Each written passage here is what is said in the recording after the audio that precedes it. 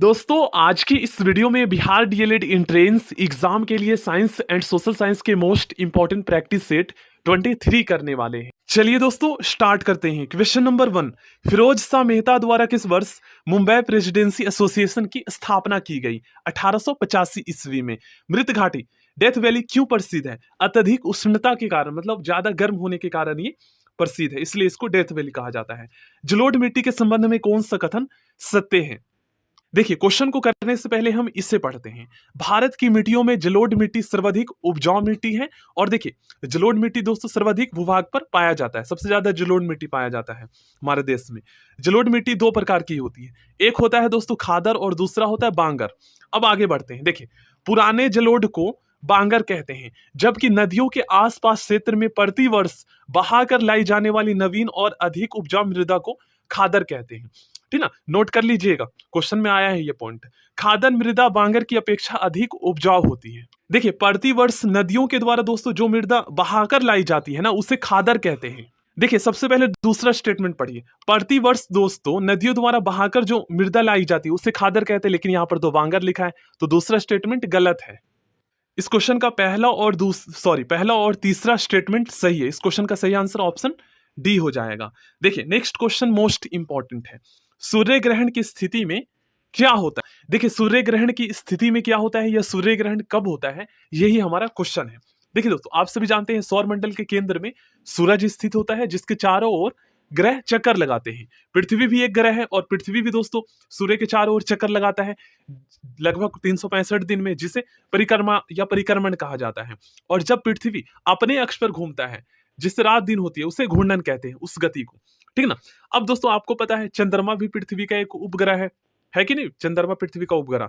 तो चंद्रमा जो है ना पृथ्वी का चक्कर लगाता है।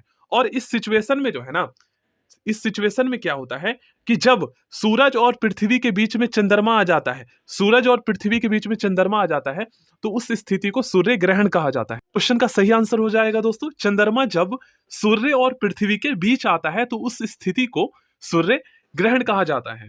नेक्स्ट क्वेश्चन आप लोग रीड कीजिए।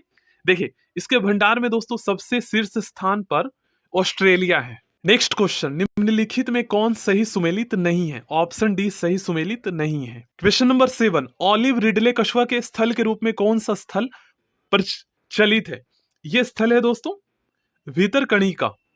नेक्स्ट क्वेश्चन मोस्ट इंपॉर्टेंट है। किस वन क्षेत्र को पृथ्वी का फेफड़े के रूप में जाना जाता है? ये दोस्तों अमेजन वर्षा वन को पृथ्वी का फेफड़े के रूप में जाना जाता है। नेक्स्ट क्वेश्चन का आंसर तो सभी को पता है। निम्नलिखित में कौन ओजोन परत को सर्वाधिक नुकसान पहुंचाता है? क्लोरोफ्लोरोकार्बन, इसमें क्लोरीन गैस होती है। क्वेश्चन नंबर 10, पारिस्थितिकी तंत्र की संकल्पना को किसने प्रस्तावित किया था? एजी टांसले ने।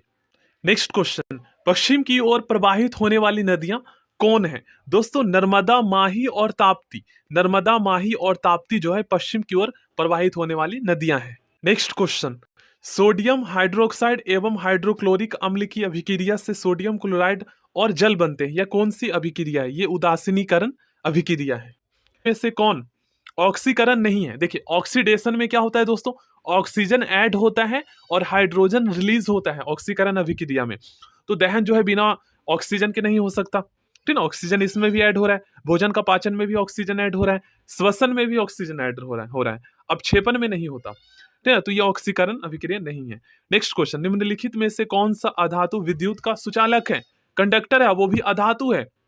तो इसका सही आंसर होगा दोस्तों ग्रेफाइट। ये अधातु होकर भी जो है ना विद्युत का सुचालक है। नेक्स्ट क्वेश्चन, रबर निम्नलिखित में से किसका बहुलक है? ये दोस्तों आइसोप्रीन का बहुलक होता है। वास्तविक वस्तु का हमेशा सीधा प्रतिबिंब इमेज बनाने वाला दर्पण जो है दोस्तों समतल व उत्तल होता है। ठीक ना। विद्युत चुंबक बनाने के लिए आमतौर पर किस पदार्थ के छड़ का प्रयोग किया जाता है? विद्युत चुंबक बनाने के लिए दोस्तों नर्म लोहे के छड़ का प्रयोग किया जाता है। नेक्स्ट क्वेश्चन, निम्नलिखित में से कौन सा मिश्रण का पृथक्करण विधियां हैं? इनमें से सभी। ठीक है ना। नेक्स्ट क्वेश्चन, मनुष्य में मादा जनन अंग से किस हार्मोन का स्राव होता है? इस क्वेश्चन का सही आंसर होगा दोस्तों उपरोक्त सभी। नेक्स्ट क्वेश्चन करते हैं। ये क्वेश्चन दोस्तों मोस्ट इंपॉर्टेंट है। और देखिए इस क्वेश्चन को दोस्तों काफी डीपली तरीके से पूछा गया है। जैसे एक क्वेश्चन तो इस तरीके से पूछा जाता है कि किस विटामिन की कमी से कौन सा रोग होता है, तो उसमें vitamin A, vitamin B, vitamin C दे रखा होता है। तो इसका तो ट्रिक हमने याद किया था, ए आर वी वी, सी से स्कर्वी, डी से रिकेटस, विटामिन ई की कमी से बांझपन और विटामिन के की कमी से रक्त का थक्का नहीं जमता। लेकिन यहाँ पर विटामिन का रासायनिक नाम दे रखा है। सोचिए, तो अब रासायनिक नाम अगर आपको पता होगा तभी आप इस क्वेश्चन का आंसर सही कर पाओगे। देखिए यहां पर लिखा हुआ है दोस्तों, किस विटामिन की कमी से कौन सा रोग होता है और इसका रासायनिक नाम क्या है। विटामिन ए को रेटिनॉल कहा जाता है, विटामिन बी को थायमिन कहा जाता है, उसके बाद विटामिन सी को दोस्तों एस्कॉर्बिक अम्ल कहा जाता है, और विटामिन बी 12, इससे क्वेश्चन दोस्तों पीपीएससी टीचर के एग्जाम में पूछा गया था, जो अगस्त में एग्जाम हुआ था। विटामिन बी 12 साइनोकोबाल्मिन कहा जाता है, ठीक ना। विटामिन डी को कैलिसफेरॉल कहा जाता है, विटामिन ई को टेकोफेरॉल कहा जाता है, और विटामिन के को फिलोक्विनोन कहा जाता है, ठीक ना। अब इसकी कमी से कौन सा रोग होता है ये तो हमें याद है, ट्रिक जब हमने सीखा था। चलिए अब हम क्वेश्चन करते हैं। देखिए टेकोफेरॉल जो है ना, विटामिन ई को टेकोफेरॉल कहा जाता है, उसका रासायनिक नाम टेकोफेरॉल होता है। अब दोस्तों विटामिन ई की कमी से पता है क्या होता है, विटामिन ई की कमी से जनन क्षमता की कमी आ जाती है, ठीक है, इससे बांझपन होता है। तो ए का तीसरा हो जाएगा। उसके बाद देखिए नेफ्थेक्विनोन जो है ना, ये विटामिन के का रासायनिक नाम है, और विटामिन के का रासायनिक नाम एक और भी होता है जिसे फ्लोक्विनोन भी कहा जाता है। तो इसमें आपको पता है रक्त का थक्का नहीं जमता दोस्तों विटामिन के की कमी से।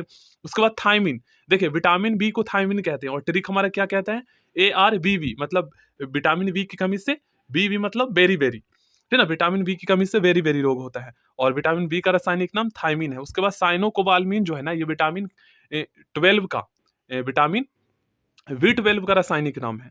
तो तंत्रिका तंत्र की गड़बड़ियां संबंधी इससे प्रॉब्लम आती है इसकी कमी से, विटामिन बी 12 की। इस क्वेश्चन का सही आंसर हो जाएगा ऑप्शन बी। देखिए किस विटामिन की कमी से कौन सा रोग होता है, इसका ट्रिक जो मैंने आपको बताया है दोस्तों, ये फिर से मैं आपको बता देता हूं।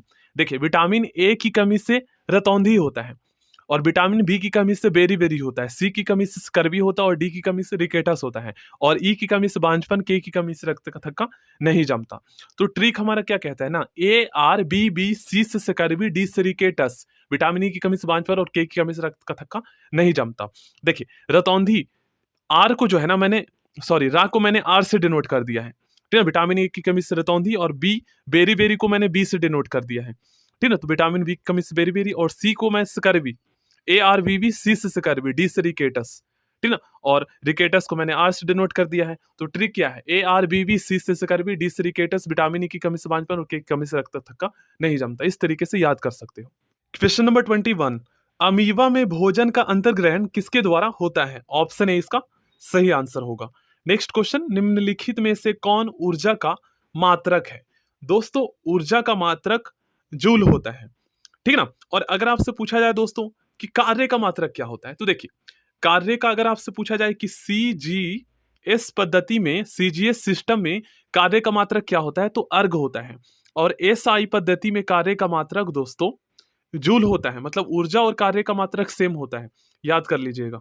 क्वेश्चन नंबर 23, संविधान के किस भाग में सहकारी समितियों का उपबंध किया गया है। दोस्तों संविधान के भाग 9 बी या 9 खा आप कह सकते हो, इसमें सहकारी समितियों का उपबंध किया गया है। क्वेश्चन नंबर 24 दोस्तों मोस्ट इंपॉर्टेंट है, उच्चतम न्यायालय सुप्रीम कोर्ट 6 प्रकार के रिट जारी करता है। गलत है दोस्तों, सुप्रीम कोर्ट कुल 5 प्रकार के रिट जारी करता है। पहला स्टेटमेंट गलत है। दूसरा, अनुच्छेद 32 के तहत सर्वोच्च न्यायालय रिट जारी करता है, जबकि अनुच्छेद 226 के तहत उच्च न्यायालय रिट जारी करता है। बिल्कुल सही है, ठीक है। रिट जारी करने का अधिकार दोनों के पास है, सर्वोच्च न्यायालय के पास भी और उच्च न्यायालय के पास भी। इसका सही आंसर केवल बी होगा। देखिए अब आपके मन में एक क्वेश्चन आ रहा होगा दोस्तों कि आखिर ये रिट क्या होता है। तो देखिए दोस्तों, भारतीय संविधान के द्वारा अनुच्छेद 32 के तहत सर्वोच्च न्यायालय या उच्च न्यायालय को प्रदान की गई वे शक्तियां हैं जिसके द्वारा दोस्तों हमारे मौलिक अधिकारों के उल्लंघन पर जो है ना सर्वोच्च न्यायालय जारी करता है, ठीक ना। अब दोस्तों इनके बारे में थोड़ा सा आप लोग यहाँ पर डिटेल में पढ़ लीजिएगा, क्योंकि इनसे क्वेश्चंस आपके एग्जाम में बनते हैं। एक स्टेटमेंट दे दिया जाएगा और वहां पर जो है आपसे पूछा जाएगा।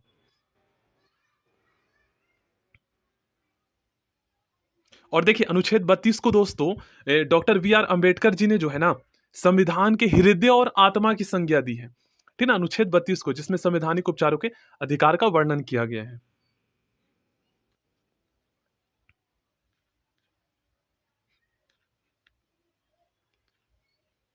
कर्तव्य के संबंध में निम्नलिखित में से कौन सा कथन सही है? पहला कथन, सरदार स्वर्ण सिंह समिति के सुझाव पर भारतीय संविधान में मौलिक कर्तव्यों को जोड़ा गया। पहला कथन बिल्कुल सही है। दूसरा कथन, सरदार स्वर्ण सिंह समिति ने संविधान में 8 मूल कर्तव्यों को जोड़े जाने का सुझाव दिया था। बिल्कुल सही कथन है। तीसरा कथन, 42वां संविधान संशोधन के द्वारा दोस्तों 10 मौलिक कर्तव्य संविधान में जोड़े गए। बिल्कुल सही कथन है। ठीक है ना? इस क्वेश्चन का सही आंसर होगा ऑप्शन सी। और देखिए, मौलिक कर्तव्य से भी 2-3 क्वेश्चन और पूछे जाते हैं। एक क्वेश्चन ये पूछा जाता है दोस्तों कि वर्तमान में कुल हमारे कितने मौलिक कर्तव्य हैं? तो वर्तमान में हमारे कुल 11 मौलिक कर्तव्य हैं। ठीक है ना? अब एक क्वेश्चन ये भी पूछा जाता है दोस्तों कि 11वां मौलिक कर्तव्य कौन सा है? देखिए, 6 to 14 ईयर्स के बच्चों को जो है ना, शिक्षा के अवसर उपलब्ध कराना, ये हमारा 11वां मौलिक कर्तव्य है। अब एक क्वेश्चन ये पूछा जाता है दोस्तों कि 11वां मौलिक कर्तव्यों को संविधान में किस संशोधन के द्वारा जोड़े गए और कब जोड़े गए? तो देखिए, 86वां संविधान संशोधन दोस्तों, देखिए 86वां संविधान संशोधन 2002 में होता है और इसके द्वारा 11वां मौलिक कर्तव्य भारतीय संविधान में जोड़े गए थे। और एक क्वेश्चन ये पूछा जाता है दोस्तों कि हमारे मौलिक कर्तव्यों का वर्णन भारतीय संविधान के किस भाग में किया गया है? तो भाग 4A में, ठीक ना, भाग 4A में, और अनुच्छेद पूछा जाए तो 51A में। नेक्स्ट क्वेश्चन, 1919 के भारत शासन अधिनियम की निम्नलिखित में से कौन सी प्रमुख विशेषताएं हैं? दोस्तों, केंद्र द्वारा प्रांतों को विधायी शक्ति का हस्तांतरण, बिल्कुल सही कथन है। दूसरा, प्रांतों की कार्यकारिणी, सरकार में देश शासन की व्यवस्था, ये भी सही है। तीसरा भी सही है, इसके तहत पहली बार केंद्रीय बजट को राज्यों के बजट से अलग किया गया। ऑप्शन डी इसका सही आंसर होगा। क्वेश्चन नंबर 27, स्वतंत्र भारत के पहले मंत्रिमंडल में रेलवे एवं परिवहन मंत्रालय का जिम्मा किसे सौंपा गया? डॉक्टर जॉन मथाई को। क्वेश्चन नंबर 28, निम्नलिखित में से कौन राज्य के नीति निर्देशक सिद्धांत नहीं है? दोस्तों, राज्य के नीति निर्देशक सिद्धांत ऑप्शन सी नहीं है। अल्पसंख्यकों की भाषा, लिपि या संस्कृत का संरक्षण, ये नहीं है। बाकी ये ऑप्शन ए, बी और डी, ये सारे जो है नीति निर्देशक सिद्धांत है। नेक्स्ट क्वेश्चन, लॉर्ड डलहौजी के शासन काल में लागू व्यापकगत सिद्धांत के कारण ब्रिटिश साम्राज्य में शामिल किए गए राज्यों की सूची में शामिल नहीं है या नहीं था? दोस्तों, अवध। ठीक ना? नेक्स्ट क्वेश्चन, सामाजिक धार्मिक सुधार आंदोलन के दौरान बाल विवाह रोकने के लिए शारदा अधिनियम कब पारित किया गया था? दोस्तों, शारदा अधिनियम जो है ये 1930 में पारित किया गया था बाल विवाह को रोकने के लिए। क्वेश्चन आता है इससे, भारत में हुए किसान आंदोलन में प्रथम भारतीय किसान स्कूल की स्थापना किसके द्वारा की गई थी? एनजी रंगा के द्वारा। इंडियन मिरर समाचार पत्र का संपादन किनके द्वारा किया गया था? दोस्तों, देवेंद्र नाथ टैगोर के द्वारा। कांग्रेस के किस अधिवेशन के दौरान पृथक निर्वाचन पद्धति को अस्वीकार किया गया था? दोस्तों, 1909 के लाहौर अधिवेशन में। नेक्स्ट क्वेश्चन दोस्तों, मोस्ट इंपॉर्टेंट है। मुस्लिम लीग के द्वारा प्रत्यक्ष कार्रवाई दिवस, जिसे इंग्लिश में डायरेक्ट एक्शन डे कहा जाता है, कब मनाया गया था? 16 अगस्त 1946 को। अब आखिर ये क्यों मनाया गया था दोस्तों? तो मुस्लिम राष्ट्र की मांग को लेकर, ठीक ना, मुस्लिम राष्ट्र के मांग को लेकर। क्वेश्चन नंबर 35 दोस्तों, मोस्ट इंपॉर्टेंट है। एक क्वेश्चन पिछले साल पूछा गया था कि जलियांवाला बाग की घटना की जांच के लिए किस आयोग का गठन किया गया था? तो हंटर कमीशन का गठन किया गया था, ठीक ना, हंटर समिति का। देखिए, इसमें क्या पूछा गया है, निम्नलिखित में से कौन सा कथन जलियांवाला बाग कांड के संबंध में सही नहीं है? पहला, जलियांवाला बाग की घटना की जांच के लिए हंटर समिति का गठन की गई, बिल्कुल सही है ये कथन। सैफुद्दीन किचलू और डॉक्टर सत्यपाल की गिरफ्तारी के विरोध में सभा का आयोजन किया गया था, ठीक ना। और जलियांवाला बाग की घटना कब हुई थी? 13 अप्रैल 1919 को, ठीक ना, याद कर लीजिएगा। इसके उपरांत गांधी जी ने केसरे हिंद की उपाधि लौटा दी थी। हाँ, इस कांड के बाद गांधी जी ने केसरे हिंद की उपाधि लौटा दी थी। डी ऑप्शन सही नहीं है, ठीक है ना। भारत में चांदी सर्वप्रथम किस काल में पाई गई? दोस्तों, हड़प्पा सभ्यता काल में पाई गई, ठीक ना। भारत में चांदी सर्वप्रथम। क्वेश्चन नंबर 37, किस शासक ने शिलादित्य की उपाधि धारण की थी? हर्षवर्धन ने, ठीक ना, हर्षवर्धन ने। नेक्स्ट क्वेश्चन, निम्नलिखित में से किस संत को कृष्ण और विष्णु का अवतार माना जाता है? दोस्तों, चैतन्य महाप्रभु को, ठीक ना, कृष्ण और विष्णु का अवतार माना जाता है। प्रसिद्ध विक्रमशिला विश्वविद्यालय की स्थापना भागलपुर बिहार में किस शासक द्वारा की गई थी? धर्मपाल द्वारा की गई थी। नेक्स्ट क्वेश्चन मोस्ट इंपॉर्टेंट है, निम्नलिखित में से किस शासक ने महात्मा बुद्ध की सेवा में अपने राजवैद्य जीवक को भेजा था? राजवैद्य जीवक का मतलब होता है दोस्तों पर्सनल फिजिशियन, मतलब चिकित्सक। तो ये भेजे थे दोस्तों बिंबिसार ने। नेक्स्ट क्वेश्चन, किसके शासनकाल में इब्न बतूता भारत आया था? दोस्तों, मोहम्मद बिन तुगलक के काल में, ठीक ना, मोहम्मद बिन तुगलक के काल में इब्न बतूता भारत आया था। कहां से? मोरक्को से। हड़प्पा सभ्यता किस प्रकार की सभ्यता है दोस्तों? ये कांस्य युगीन सभ्यता है। मोस्ट इंपॉर्टेंट क्वेश्चन है ये। तारीख ए मुबारक शाही नामक पुस्तक किसके द्वारा रचित थी दोस्तों? याहिया बिन अहमद सरहिंदी के द्वारा। निम्नलिखित में से किस वायसराय का कार्यकाल सबसे लंबा रहा दोस्तों?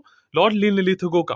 ठीक है, एनाटॉमी विज्ञान की वह शाखा है जिसमें अध्ययन किया जाता है दोस्तों जानवरों एवं पौधों की संरचना का, और कोशिकाओं और ऊतकों का अध्ययन साइटोलॉजी कहलाता है। नेक्स्ट क्वेश्चन, सकल राष्ट्रीय उत्पाद में निम्नलिखित में से किसको शामिल नहीं किया जाता? विदेशी निवासियों की आय को। नेक्स्ट क्वेश्चन, बाजार में मुद्रा आपूर्ति को नियंत्रित करने के साधन के रूप में सरकारी बॉन्डों की बिक्री खरीद को कहा जाता है दोस्तों? Open market operation. Question number 48, निम्नलिखित में से कौन सी रिपोर्ट विश्व बैंक द्वारा जारी नहीं की जाती? ग्लोबल जेंडर गैप रिपोर्ट जारी नहीं की जाती, बाकी ये तीनों जारी की जाती है। नेक्स्ट क्वेश्चन, भारतीय आयात निर्यात बैंक की स्थापना किस वर्ष की गई थी? दोस्तों भारतीय आयात निर्यात बैंक की स्थापना 1982 ईस्वी में की गई थी। नेक्स्ट क्वेश्चन, वैश्विक वित्तीय स्थिरता रिपोर्ट दोस्तों IMF के द्वारा जारी किया जाता है, ठीक है, इंटरनेशनल मॉनेटरी फंड के द्वारा।